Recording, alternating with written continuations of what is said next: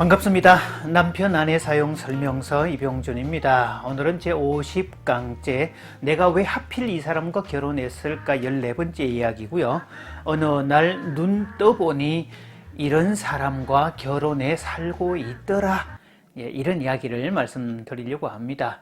사실 내가 왜 이 사람과 결혼했을까, 이 결혼의 메커니즘, 또 무의식적 메커니즘, 반사적 메커니즘을 한 번쯤 살펴보는 것은 결혼은 생각을 하고 깊이 상고하고 숙고해서 결혼하는 것이지 그냥 무의식적 선택에 의해서 나도 모르게 결혼해서는 안 된다는 점을 강조하기 위해서입니다.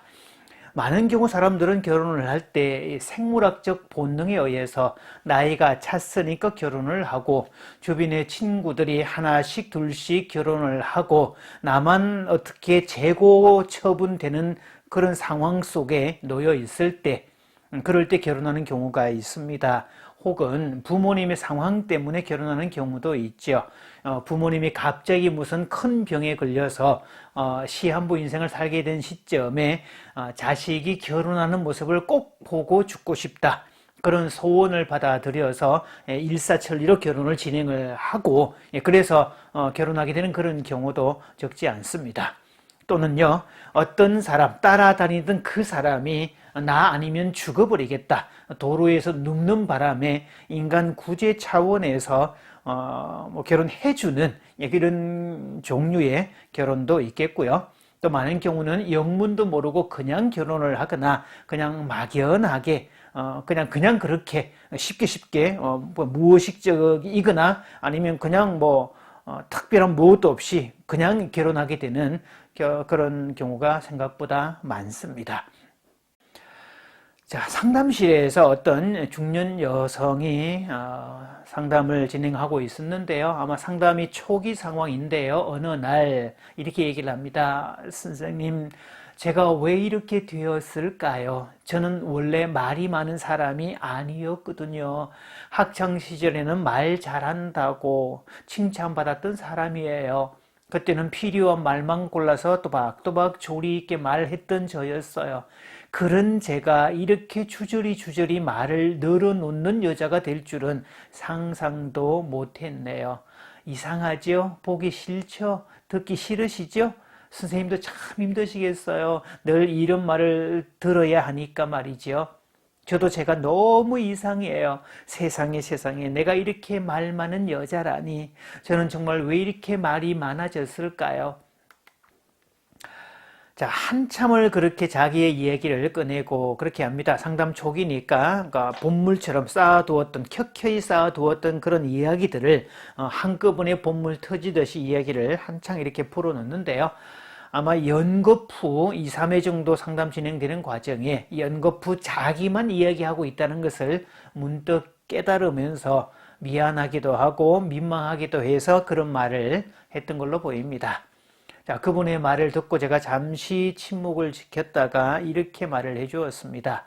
지금까지 살아오면서 아무도 누구님의 말을 들어준 적이 없어서 그런가 아닐까요? 자, 이 말을 듣고 이분은 또 오열을 해서 또 한참이나 울었는데요. 사실 이분은 이 모범생의 표본 인생이었습니다. 학창 시절부터 이 탄탄대로 인생을 살아왔던 그런 사람이었고요. 초중고를 다니면서 늘 우등생이었고 결석 한번 해본 적도 없었고 학교에서는 교사들로부터 또 집안에서는 어른들로부터 동네에서는 동네 사람들로부터 늘 인정받고 공부도 잘하고 미모도 되고 모든 면에서 예의도 바르고 그런 흠잡을 게 아무것도 없는 그런 사람이었습니다. 남들이 부러워하는 명문대학에 입학을 했고요. 또 대학 생활을 마친 것 동시에 대기업에 입사를 바로 했습니다. 말 그대로 이 탄탄대로 순탄대로의 주인공이었죠.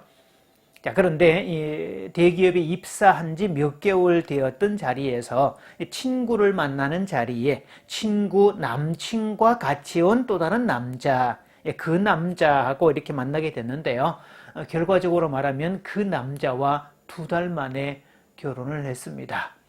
사실 이 결혼이요, 되게 황당한 결혼, 정말 얼떨결에 한 결혼이 되었는데 프로포즈도 없었습니다. 아주 무례하고 강압적이고 일방적인 그런 태도였는데 어느 날 뜬금없이 야 결혼하자 이렇게 말을 했는데 그 말에 자기도 모르게 네라고 대답을 했고 그 이후에 결혼이 일사천리로 진행이 되어서 살게 됐습니다.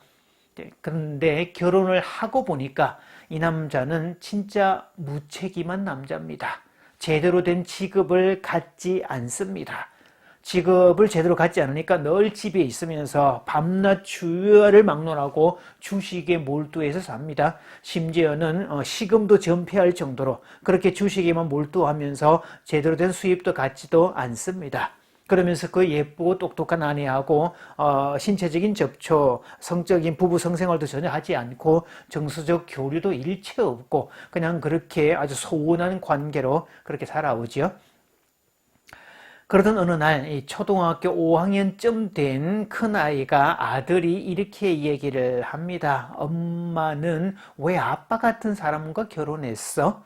내가 아무리 봐도 엄마랑 아빠를 이렇게 연결을 해보면 둘이가 조합이 안 되는, 이 매칭이 안 되는 그런 대상이라는 뜻이었죠. 그러니까 아들의 눈에 볼 때도 엄마와 아빠의 조합은 도대체가 이해가 안 되는 불가능한 조합이었다는 거죠. 자, 그분의 원가정을 탐사를 쭉 해보았는데요. 그분의 원가정 속에는 아주 무섭고 엄한 아버지가 있었습니다. 강압적이고 폭력적인 아버지였고 정서적 교류는 일체 없는 그런 아버지였습니다. 성질이 아주 불같았고요.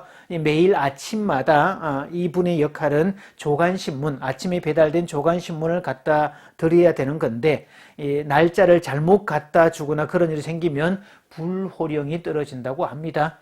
그래서 조간신문인지 그날 신문인지 아닌지를 판별하는 방법은 신문을 집어들어서 냄새를 맡아보면 그 잉크 냄새가 진하게 나는 신문이 오늘 신문이었다는 거죠. 자, 그렇게 어린 시절 늘 강압적이고 일방적으로 말을 하고 교류도 없고 불호령 떨어지고 그랬던 무서운 아버지, 그런 밑에서 자라왔는데, 자, 그런 남자, 아버지하고 똑같은 남자하고 이 반사적 메커니즘에 의해서 결혼까지 이어지는 그런 안타까운 모습이었습니다.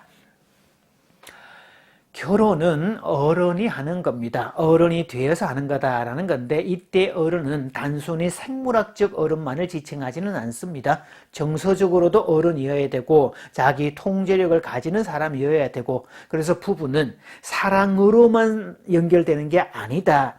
그래서 연애는 사랑으로 연결되고 감정으로 연결되지만 결혼은 사랑이 식더라도 감정이 식더라도 그 결혼 관계는 유지할 수 있는데 그때 마지막까지 남아 있어야 되는 것은 바로 예의라고 얘기를 했습니다.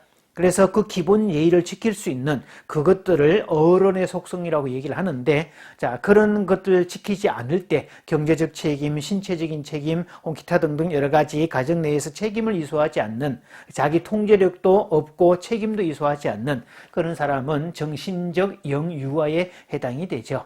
그러니까 이런 사람들은 결혼하면 안 됩니다. 본인의 결혼 생활도 힘들지만 같이 결혼하는 배우자의 인생도 통째로 망가지고 그 밑에 자녀들도 엮이는 가정에서 행복하지 못한 그 삶을 이을 수밖에 없다는 거죠. 결혼을 하게 된다면 모든 것을 살펴보고 그래서 신중한 선택을 해야 되고 결혼의 동기가 어찌 되었든 일단 내가 결혼했다면 나의 결혼을 냉정하게 분석하고 어디서부터 어떻게 풀어갈지를 생각하고 할 수 있는 것부터 고쳐나가고 만들어가고 개선해 나가는 그런 의지가 필요합니다. 자, 계속해서 다음 시간에 또 이어서 말씀드리겠습니다.